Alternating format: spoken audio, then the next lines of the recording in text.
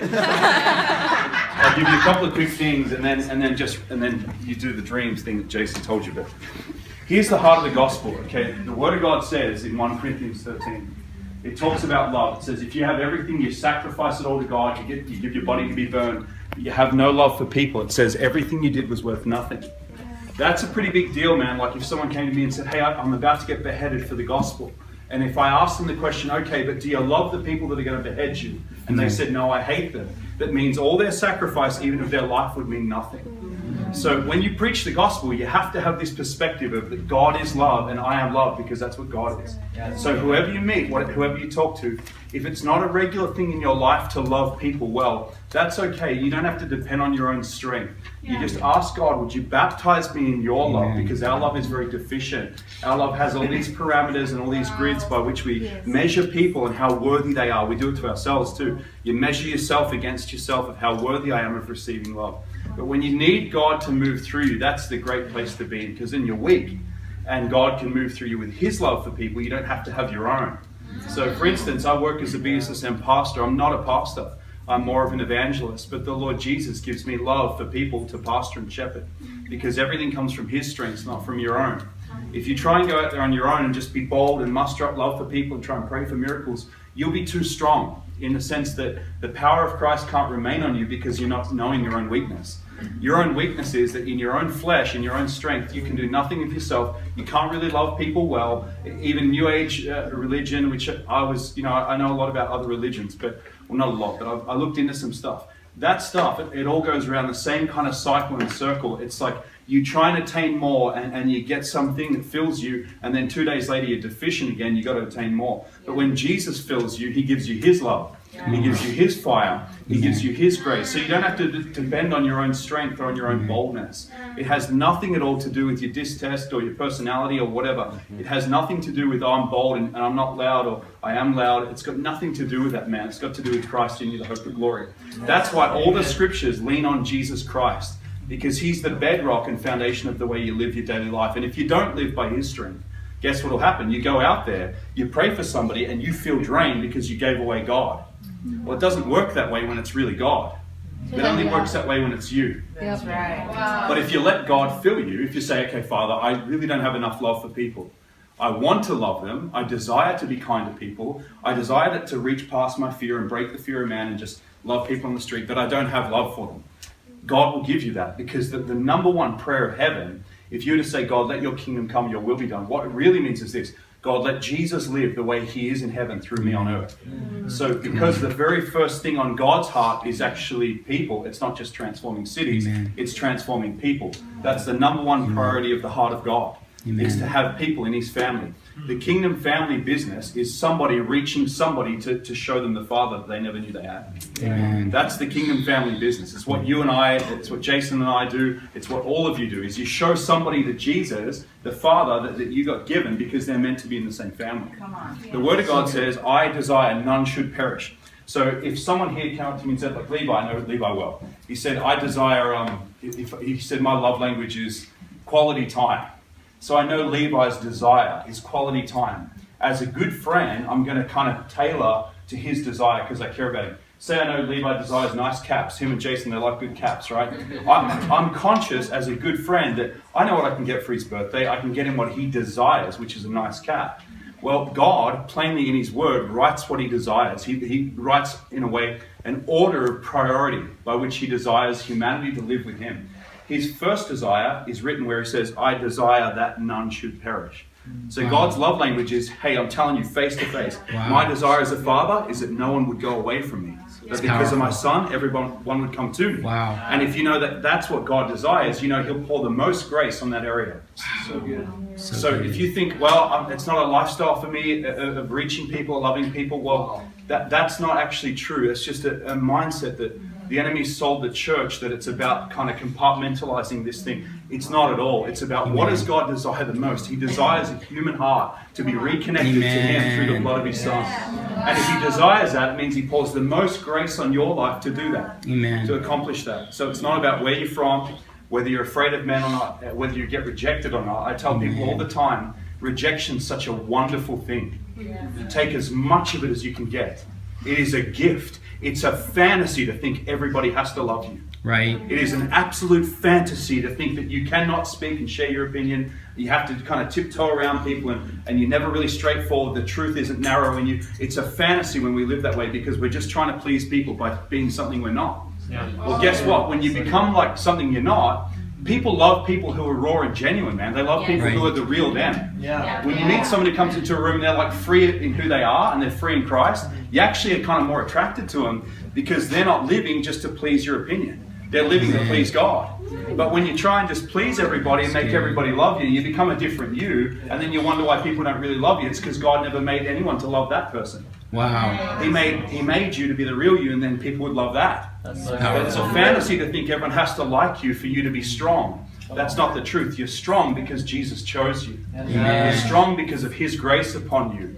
And He'll pour grace upon you to live fearless. You don't have to live in the fear of man. You don't have to live in fear one bit. You can love people in front of you, man. You can have a reckless love that says, no matter what you do to me, I'll still maintain my posture of love. Amen. It doesn't mean you don't have times where you create boundary and different things. But it means this, you don't have to depend on your own strength.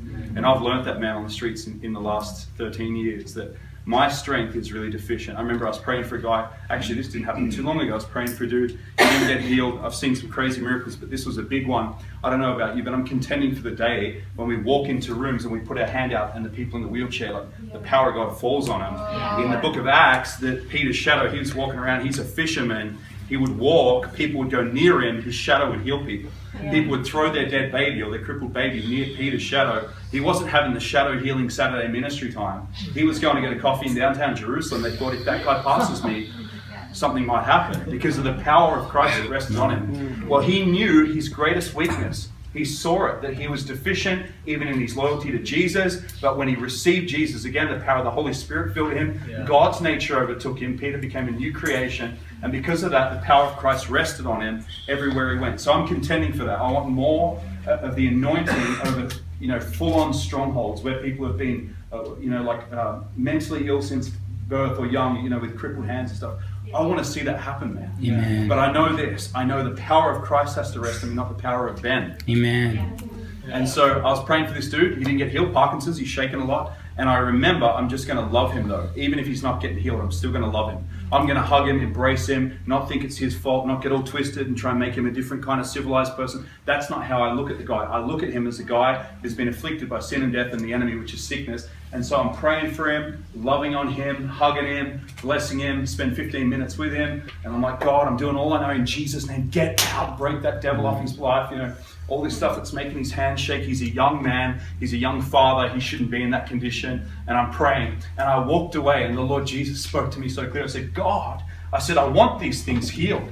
I want to see that this is wrong. And he said to me, Ben, you're not weak enough. Wow. You think you're so strong. You think your strength of saying in Jesus' name, it does it. You think you understand this thing. He said, son, it's the power. It's my power. It's my grace. It's my sufficiency upon you that makes you fruitful. So when you go out in the streets, when you go to love people, it's not dependent on your personality, your upbringing, whether mummy and daddy loved you enough. It's not dependent on any of those things. Are you loud, you quiet? That means nothing. The disciples, the 72 that got sent out, they all had diversities of personalities, but all of them came back with the same rejoicing word.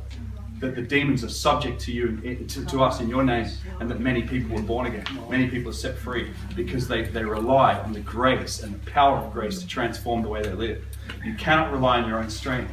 Do not disqualify yourself or throw around lies in your head or let the enemy potter you with what he wants to do. Because he's a cut-off, withering branch who's coming to nothing. He knows he's coming to nothing. He knows who you really are. So what he does is throw things about you that you're not. So he can, because he knows if you would understand who you are, you'd crush hell for a living. Right. And if you knew how grace-filled your life could be, how much empowerment there could be to love people, he knows that you would touch people and they'd want Jesus. So what he tries to do is, because he's a cut-off branch, he can't reproduce himself in front of the throne of God, so he tries to reproduce himself in front of another throne of God called your mind. He said, I'll be greater than God. Well, how can he be greater than God? He can't go back up there and knock Yahweh off the throne. He can't even get into heaven without the permission of God. He can't come up to accuse or do any of that without God's permission. What throne can he get on then? How can he become greater than God? By reproducing his mind in yours. and telling you you're insufficient, insignificant, you have a deficiency, you have a personality problem. No, you don't. You have the grace of God, which leads to transformation, leads to freedom, and leads to eternal life. And it leads you to show people in front of you the love that only God has for them. It's greater than our own love. It's greater than our own strength. You do not have to rely on who you are or who you're not. You rely on what God has done in and through you and who He is for you. That's the way you live. That's how you reach people, because it doesn't always come easy. Not every time when I pray for a guy is he like, oh, thank you, that felt amazing. Sometimes like nothing happened, dude, that didn't work, and they walk off. I love those times. It's like, thank you, God, that no matter whether he walks off, is happy with me or not, does not mean a single thing, because I know you love me and it's your grace in me. And by the way, many times we've seen powerful encounters and people like, dude, I heard about the time money appeared, you prayed, money appeared. Yeah, all that stuff's happened. But not many people hear about the times when you pray and nothing happens. But sometimes I'd walk away discouraged, going, how come this doesn't really work, God? Or how come it doesn't work through me? Like I see on the YouTube clips of other people doing it. Well, they don't show you the times it didn't work, but what I've learned in the times it didn't work is the gospel seed still goes in. Amen. Yeah. So one girl who's here at Bethel, her name's Candy, and she travels all the time now. She's an awesome girl. I was the fourth guy to tell her about Jesus. The fifth guy got her. The fifth girl was actually. Told her about the Lord Jesus, and she got radically born again. She came up to me the night of her baptism. Do you remember me? I was like, yeah, I gave you a word of knowledge and you ignored me. And she's like, yeah, I'm sorry, I'm saved now. It's not your strength. It is not your grace. It is according to His desire. I desire that none should perish. It's the Father's highest priority. It's the kingdom family business. The heart of human beings. That's what He wants more than cities transformed. He wants that first, then cities. That first, though. It's always going to be in that priority. People are God's priority. So I'm going to pray over you. I'm going to pray this, that you would know how weak you are. Me too. No, I'm going to pray this. I'm going to pray this in a good way. That your weakness would become your greatest place of strength. Because if you feel like I don't know how to talk to people, that's wonderful. It means the power of Christ can abide in that area. I'm not bold. That's amazing. It means the boldness of Jesus could abide on you.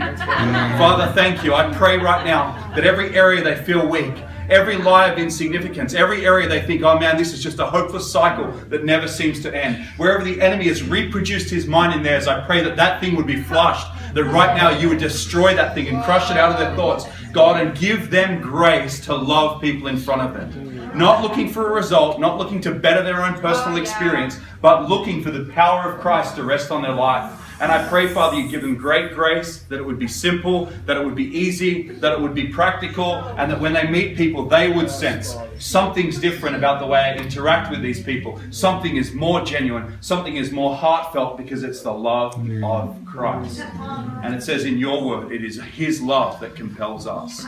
And I pray, Father, that they would be like Heidi's movie. It says, compelled by love. Thank you, Father. Bless them all. And I pray they'd have an amazing experience this year, winning people to Jesus. Amen.